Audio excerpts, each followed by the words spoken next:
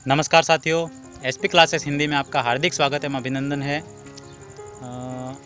पिछले हम कुछ समय से व्याकरण का अध्ययन कर रहे थे, वर्ण विचार हमने पढ़ा और इसी बीच में कुछ मित्रों के मैसेज आ रहे थे कि सर आजकल क्या बात है, कविता नहीं आ रही है ना।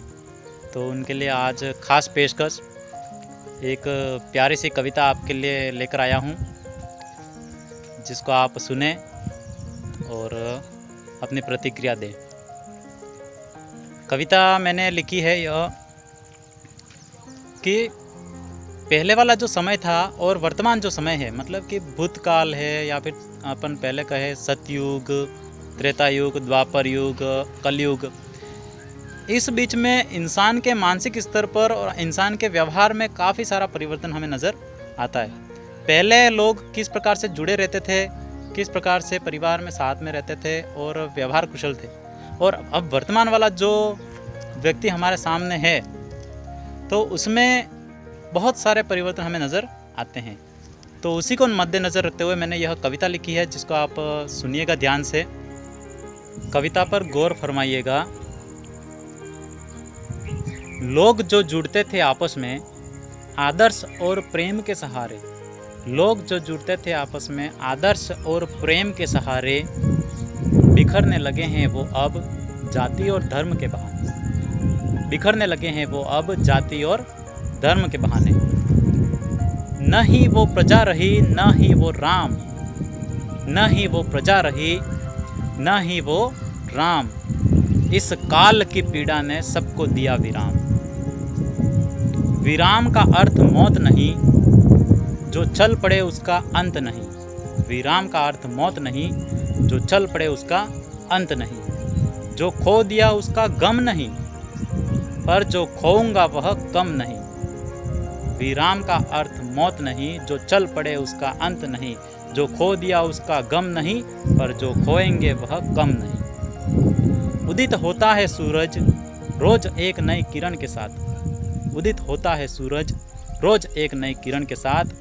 छोड़ हम जाति धर्म, छोड़ हम जाति धर्म, चले भाईचारे के साथ, चले भाईचारे के साथ। खोया अब भी कुछ नहीं, खोया अब भी कुछ नहीं,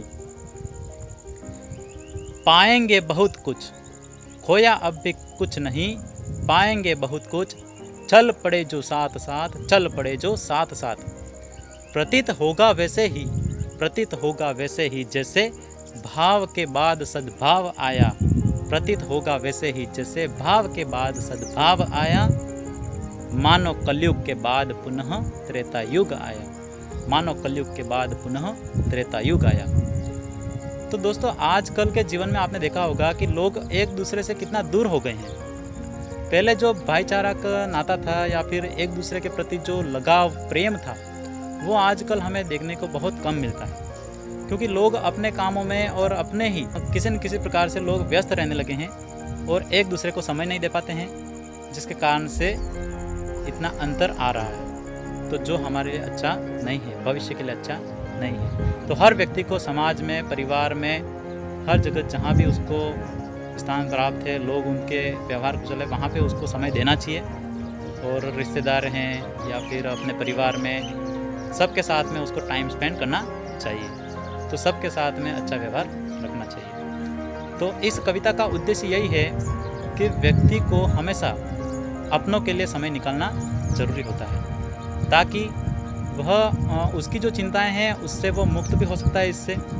और अपनों के साथ में बैठने से काफ़ी सारे फ़ायदे होते हैं और लगाव बढ़ता है। इस प्रकार से यह कविता मैं सोच रहा हूँ कि आपके जीवन में किसी न किसी प्रकार की ज़रूर कोई गति उत्पन्न करेगी। और कविता अच्छी लगे तो लाइक कीजिएगा, शेयर कीजिएगा और चैनल को सब्सक्राइब कर दीजिएगा। और नेक्स्ट हम टॉपिक हिंदी ग्रामर में लेकर आने वाले हैं बहुत जल्द। तो जुड़े रहिए हमारे चैनल के साथ में। जय हिंद।